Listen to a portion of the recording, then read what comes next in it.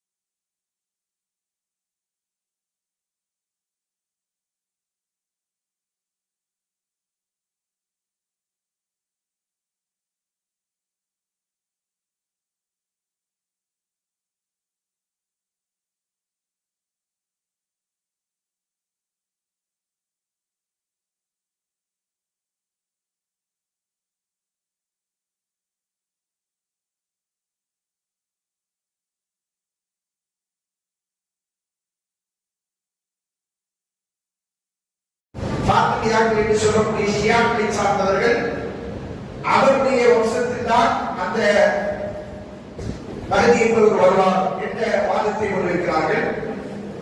அதே நேரத்தில் அறிவிப்புகளில் என்ன வந்திருக்கு, யார் எந்த இடத்துல இருந்து மஹதி வருவாங்க சொன்னாங்க, குறைஷி கோத்திரத்திலிருந்து. அப்போ இன்றைக்கு குறைஷிகள் வலிமையாக பிரித்து காணப்படுகிறாங்க கேட்டா இல்ல. இவர் சொல்லக்கூடிய காலகட்டத்தில் ஃபாத்திமியாக்களுடைய கை மேலோங்கி இருக்கு. அப்ப அதன் அடிப்படையில் சொல்றாங்க, அப்ப இந்த இனம் என்கிற ஒரு இனமாச்சரியத்தை அகற்றிவிட்டு தான் மஹதி யார் என்பதை பேச வேண்டியிருக்கிறது. என்றால் குறைஷிகளுக்கு எந்த விதமான அதிகாரமும் ஆற்றலும் இல்லாத போது அந்த சமூகத்தை சார்ந்தவராக ஒரு மஹதி வருவார் என்பது ஏற்புடையதல்ல. அப்படி வந்தால் தான், ஒருவேளை என்ன சொன்னாரு, அப்படி வந்தால் தான் என்ன செய்யணும், இந்த ஃபாத்திமியாக்களும் குறைஷிகளும் எல்லாருமே யார் வந்து சப்போர்ட் பண்றாங்களோ அப்படி ஒரு தான் செய்யும் மஹதியா வர முடியும் என்கிற ஒரு கருத்தை இவர் சொல்கிறார். அதன் அடிப்படையில் மஹதி என்பவரை மறுத்தவர்கள், அதாவது அவருடைய செய்திகளை மறுத்து அந்த கருத்தை பலவீனப்படுத்தியவர்கள் முதன்மையானவராக இமாம் இப்னு ஹல்துன் ரஹ்மத்துல்லாஹி என்கிற அறிஞர் பார்க்கப்படுகிறார். அதற்கு அடுத்தபடியாக எனது நவீன காலத்தில் தான் இதை மறுக்கின்ற ஒரு போக்கு வந்தது. குறிப்பாக முகமது ரஷீத் இல்லா என்கிற ஒரு அறிஞர், எகிப்தை சார்ந்தவர். அவரும் அவருடைய ஆசிரியராக கொண்டிருக்கிற முகமது அப்துல், இவர்கள் எல்லாம் யாருன்னா நவீன காலத்தின் புரட்சியாளர்கள் என்று போற்றப்படுகிறவர்கள். என்றால் இவருடைய காலகட்டத்திற்கு பிறகு, அதாவது இவங்களாம் இருந்தாங்க 19ஆம் நூற்றாண்டில் வாழ்ந்தவர்கள். முகமது அப்துல்லா இருக்கட்டும், அதே போன்று ரஷீத் இல்லாவா இருக்கட்டும், இவர்களாக 19ஆம் நூற்றாண்டுடைய ஆரம்ப பகுதியில் வாழ்ந்தவர்கள். இவர்களுடைய பிரச்சாரத்துடைய இன்ஸ்பிரேஷன் தாக்கம் தான் எகிப்தில் அசல் பன்னாவால் உருவாக்கப்பட்ட இஸ்வால் முஸ்லிம் அமைப்பு, இந்தியாவில் சையத் அபுலானா மௌதூதி என்பவரால் உருவாக்கப்பட்டிருக்கிற ஜமாத் இஸ்லாமி என்கிற அமைப்பு. இந்த அமைப்புக்கெல்லாம் முன்னோடியாக திகழ்ந்த அறிஞர்கள்லாம் இவங்க. இவங்க என்ன சொல்றாங்க அப்படின்னா, அந்த ஃபிக்ரத்துல் மஹ்திய்ய பின் இஸ்ராயிலியாத் அல்லதி தஹலத் இஸ்லாம, இந்த மஹ்தியங்கிற கான்செப்ட் கோட்பாடு இல்லையா, அந்த சிந்தனை இஸ்ராயிலியத்தை சார்ந்தது. இஸ்ராயிலியத் என்ன, யூதருடைய கட்டுக்கதைகள், அதை சார்ந்த விஷயங்கள். அது இஸ்லாமுக்குள் நுழைந்து விட்டது. இன்னும் சொல்லப்போனால் மார்க்கத்தில் ஒரு விதமான அரசியல் குழப்பத்தை ஏற்படுத்துவதற்கான காரியம் அது கொண்டிருக்கிறது. எது மஹதி என்கிற கோட்பாடு, அது இஸ்லாமுடைய போர்வை போர்த்திக் கொண்டு அப்படியான செயலை செய்து கொண்டிருக்கிறது. அதில் எந்த விதமான ஆதாரபூர்வமான செய்தி இல்லை என்று முகமது ரஷீத் இல்லா என்பவர் தஃப்சீர் மனார் என்கிற அவருடைய தஃப்சீரிலே சொல்கிறார். இவருக்கு பின்னாடி இன்னும் சிலர் இருக்கிறாங்க, இந்த கருத்தை மறுத்திருக்கிறாங்க. குறிப்பாக சொல்ல வேண்டும் என்று சொன்னால், அஹமது அமீன் என்று சொல்லக்கூடிய ஒரு அறிஞர், அவர் எகிப்தை சார்ந்தவர் தான். அவர் என்ன செய்யறாரு, புஹல் இஸ்லாம், ஃபஜல் இஸ்லாம் என்ற புத்தகத்துக்கு பேர் அப்படிதான் வச்சிருப்பாங்க. புஹானா இது உட்பகல், இஸ்லாத்தின் உட்பகல். ஃபஜல் இஸ்லாம்னா இஸ்லாமுடைய காலை பொழுது, விடியல். அப்ப அதுல புஹல் இஸ்லாம் இருக்கிற ஒரு நூல் அவர் என்ன செய்யறாரு, இந்த மஹதி என்கிற வாதம் வந்து ஷியாக்களால் உருவாக்கப்பட்டது, எனவே அதை என்ன செய்யக்கூடாது, நாம் ஏற்றுக்கொள்ளக்கூடாது என்கிற கருத்தை அஹமது அமீன் என்று சொல்லக்கூடிய அறிஞர் முன்வைத்திருக்கிறார். அடுத்ததாக கத்தர் நாட்டை சார்ந்த அப்துல்லா பின் ஸைத் ஆல் மஹ்மூத் என்று சொல்லக்கூடிய ஒரு அறிஞர்.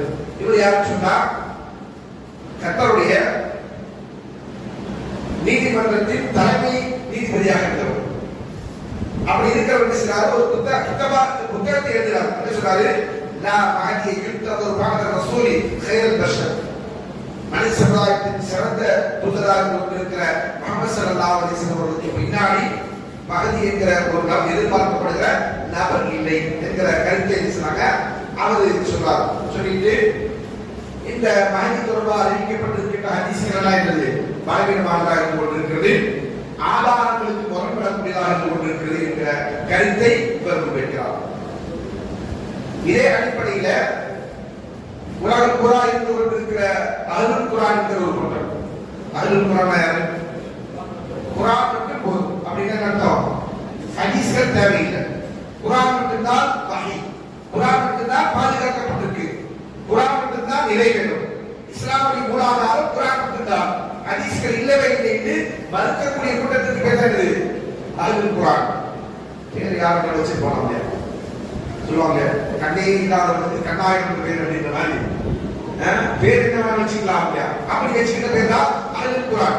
உண்மையில அவங்க குர்ஆனை மறுக்கக்கூடியவங்க, உண்மையில அவங்க யாரு? குர்ஆனையே மறுக்கக்கூடியவங்க. அந்த அடிப்படையில அந்த கூட்டத்தை சார்ந்தவர்கள் பேசுறாங்க, மகதியை ஒட்டுமொத்தமாக மறுத்திருக்கிறார்கள். காரணம், அதனிடத்தில் ஹதீஸ்கள் என்பது ஆதாரம் அல்ல. ஹதீஸ்களை செய்வது ஆதாரமாக எடுத்துக்கொள்ள முடியாத ஒன்று என்பதுதான் அவருடைய வாதம். அந்த வாதத்தின் அடிப்படையில் அவங்க செஞ்சிருக்கிறாங்க, மகதியுடைய வருகையை முற்றா மறுத்திருக்கிறார். அதற்கடுத்தபடியா சமகாலத்தில் இருந்து கொண்டிருக்கிற ஒரு நபர், அதுதான் இப்ராஹிம் என்று சொல்லக்கூடிய ஒருவர் அரபுலகத்தில் ஒரு யூடியூபராக வளர்ந்து கொண்டிருக்கக்கூடிய யூடியூபர் அப்படின்னு தெரியலையா? சொல்லுவாங்க, அறிஞர்கள் பிரபலமா இருப்பாங்களா அந்த யூடியூபர்ஸ் பிரபலமா இருப்பாங்க? யார் பிரபலம்? யூடியூபர்ஸ் தான் பிரபலம். அப்ப அவங்க அதே மாதிரி அரபுலகத்தில் பிரபலமான ஒரு யூடியூபர், சரிங்களா? பெரும் அறிஞர்கள் இருக்கிறாங்க அரபுலகத்தில், வாழ்ந்து கொண்டிருக்கக்கூடிய வாசகா உயிரோடு கொண்டிருக்கிற அறிஞர்கள். ஷேக் சாலிஹ் ஃபௌசான் ரஹ்மத்துல்லாஹி அவர்கள், அதே போன்று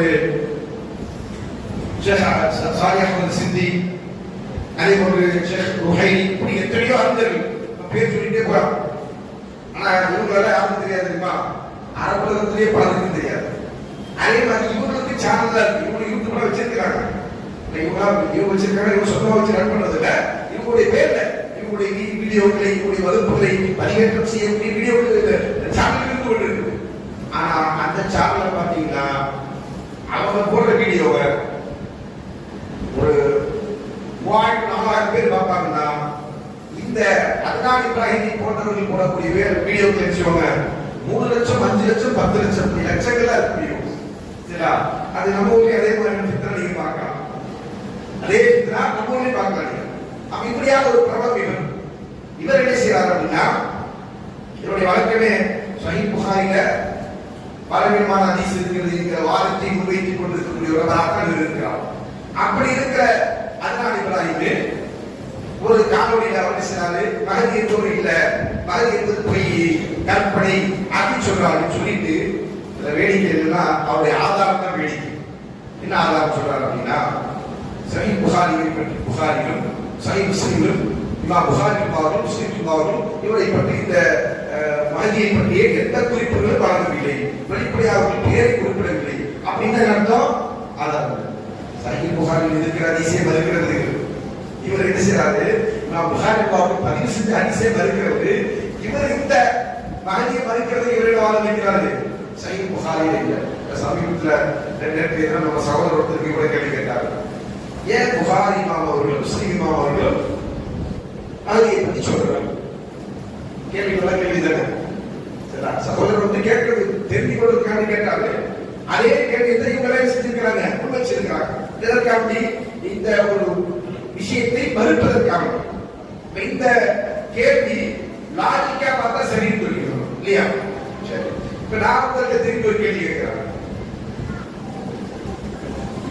நபிமார்கள் உலகத்திற்கு வந்த நபிமார்கள் எல்லோருமே யாருடைய ஃபித்னாவை குறித்து எச்சரிக்காமல் இருப்பதில்லை என்று ரசூல் சொன்னாங்க. தஜ்ஜாலுடைய ஃபித்னா, தஜ்ஜாலுடைய ஃபித்னா, இந்த உம்மத்தில் ஏற்படுகின்ற ஃபித்னாக்களில் ஆகப்பெரிய ஃபித்னா இது தஜ்ஜாலுடைய ஃபித்னா. தஜ்ஜால் என்பவன் எப்படிப்பட்டவன்? அவன் தன்னை அல்லாஹ் என்று சொல்லக்கூடியவன் இல்லையா? மக்கள் அவன் சொல்லுவான், நான் தான் அல்லாஹ். எப்படிப்பட்டவன்? இவ்வளவு பெரிய குஃப்ரான வாதத்தை முன்வைக்கக்கூடியவன். அது மட்டுமல்லாமல் அவனை பொறுத்தவரையில் நான் ஏற்கனவே கேட்டது, தஜ்ஜால் பிறந்துட்டானா இல்லை இனிமே பிறக்கணுமா? என்ன சொன்னீங்க எல்லாரும்? பிறந்துட்டான். தெரியுதுதானே? எப்ப பிறந்தான் சொல்லாதீங்க, டேட்டா பொறுத்தவரை நாங்க பார்க்கலன்னு சொல்லிக்காதீங்க.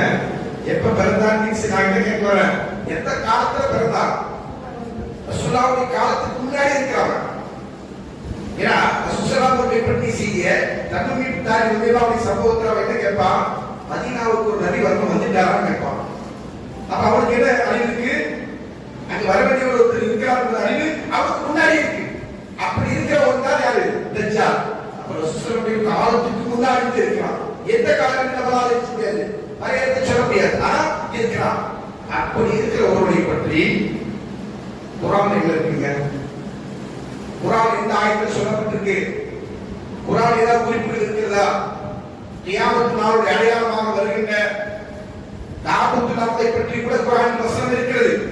ஆனா யார் பத்தி இல்ல? தஜ்ஜால் பத்தி எந்த செய்தியுமே குர்ஆன் இல்ல. அப்ப தஜ்ஜால் மறுத்துடலாமா? தஜ்ஜால் இல்ல என்று சொல்லிடலாமா? அப்ப இது என்ன இல்ல? குர்ஆனையும் சுன்னாவையும் நம்பிக்கை கொண்டிருக்கிற மக்களுடைய போக்காக இருக்க முடியாது. குர்ஆனையும் சுன்னாவை ஏற்றுக்கொண்டு சொன்னா இரண்டுமே வகை. ஒரு கல்ல வெண்ணெய், இன்னொரு கல்ல சுண்ணாம்பு வைக்க முடியாது. ரெண்டுலயுமே இருக்கணும். வெண்ணெய் வச்சா ரெண்டு வெண்ணெய் தான். சரிங்களா?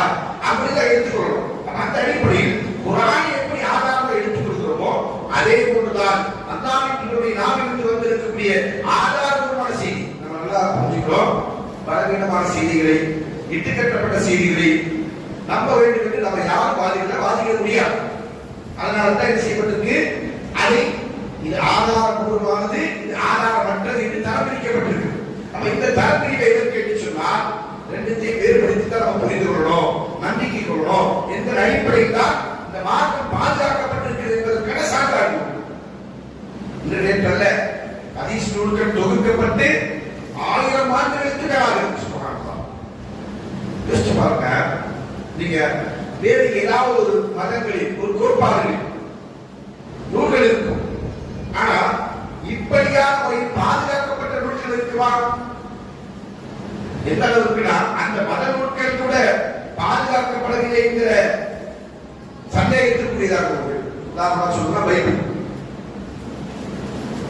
நீசியா கவுன்சில் AD 311 கான்ஸ்டன்டினோபிள் கூடிய அந்த நீசியா கவுன்சில தீர்மானிக்கப்பட்டதோ பைபிள்.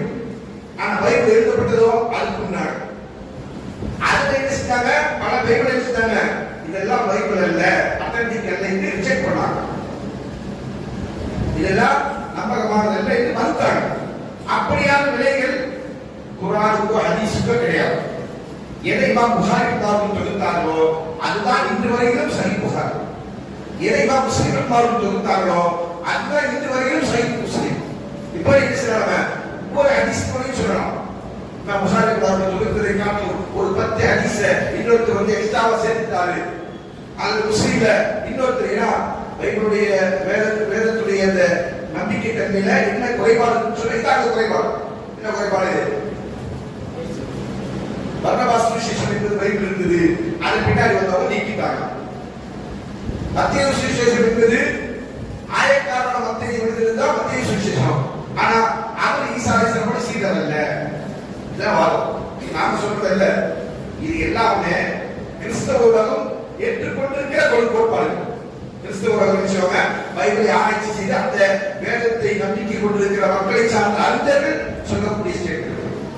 அப்படியான நிலை சஹீஹ் புகாரிக்கோ முஸ்லிமுக்கோ அல்லது வேறு ஏதாவது ஹதீஸுக்கோ இருக்கிறது என்றால் இல்லவே இல்லை. இந்த ஒரு அடிப்படையில் அதை சொல்லுவோம், புரிந்து கொள்கிறோம்.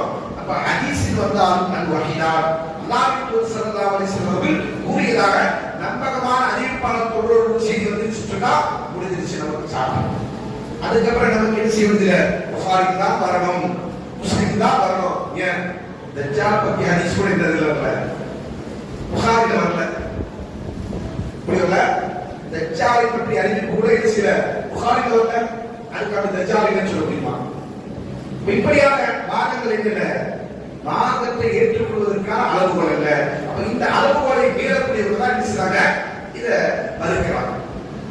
அதே போன்று இறுதியா செய்த அபுதாபுல் மௌதூதி அவர் என்ன செய்வார்னா பார்சியா மறுப்பார். தஜ்ஜால் ஒரு இடத்துல அவரிடத்துல மாலை நேர கேள்வி பதில் அப்படிங்கிறது அவரிடத்துல இருந்து கொண்டிருக்கிற ஒரு கேள்வி பதில் உரையாடும். அதுல வந்து செய்வாரு, இந்த மகதி இருக்கிறாருங்கிறது மகதி வந்தா பாத்துக்கலாம் அப்படிங்கிற ஒருத்தர் வருவாங்க எதிர்பார்த்துல இருக்க தேவையில்லை அப்படின்னு சொல்லுவார். இன்னொரு இடத்துல அவருடைய சொல்லக்கூடிய புத்தகத்தில் அவர் என்ன செய்வார்னா மகதி என்பவரை நம்ம சொல்லுவோம் கொண்டு வரணும் அப்படின்னு. அதாவது மகதிங்கிற கான்செப்ட், மகதிங்கிற நபர்ல அந்த அந்த கான்செப்டை கம்யூனிஸ்டம் உருவாக்குவதற்கு முயற்சிக்கிறோம் அப்படின்னா ஒரு ஆட்சியை உருவாக்கணும். கடைசியில் வந்துட்டாங்க. அதுக்கு முன்னாடி ஆட்சியாளர்கள் ஆட்சியை வைத்துக் கொண்டுதான் இந்த மகதி தீர்மானிக்கப்படுகின்ற அதே சித்தாந்தத்தை அவர்கள் முன்வைக்கிறார். அப்ப இப்படியான குழப்பங்கள் குளறுபடிகள் இந்த விஷயத்தில மகதியுடைய நம்பிக்கை சார்ந்து இருக்கிறது. மகதியை மறுக்கக்கூடிய விதத்தில் இருந்து கொண்டிருக்கிறது என்பதை நாம் புரிந்து கொள்ள வேண்டும். இன்ஷா அல்லாஹ் இதோட இந்த உரையை நான் நிறைவு செய்கிறேன். அடுத்ததாக இன்ஷா அல்லாஹ் நம்ம என்ன தலைப்பை பார்க்க போறோம்னு சொன்னா மகதியை பற்றி ஆதாரபூர்வமான செய்திகள் ஹதீஸ்கள்ல என்னெல்லாம் அறிவிப்புகள் வந்திருக்கிறது. அதில் அல்லாஹ்வின் தூதர் ஸல்லல்லாஹு அலைஹி வஸல்லம் அவர்கள் மகதியை பற்றி, அவருடைய பெயரை பற்றி, அவருடைய குடும்பத்தை பற்றி, அவருடைய பணியை பற்றி, அவருடைய காலத்தை பற்றி என்னவெல்லாம் சொன்னார்கள் என்கிற செய்திகளை ஹதீஸுடைய வெளிச்சத்தில் நாம் அறிந்து கொள்ள இருக்கிறோம். அந்த செய்திகளை நாம் தெரிந்து கொள்வதோடு இந்த மகதியுடைய தலைப்பில் அவருக்கு முன்வைப்பதும், அதற்கு பிறகு மகதிக்கு மறுமைக்குமான தொடர்பு என்ன என்பதை பற்றிய செய்திதான் நாம் பார்க்க வேண்டியிருக்கும். இன்ஷா அல்லாஹ் நாடினால் இந்த தொடர் உரையை நம்மளை பார்க்க இருக்கிறோம்.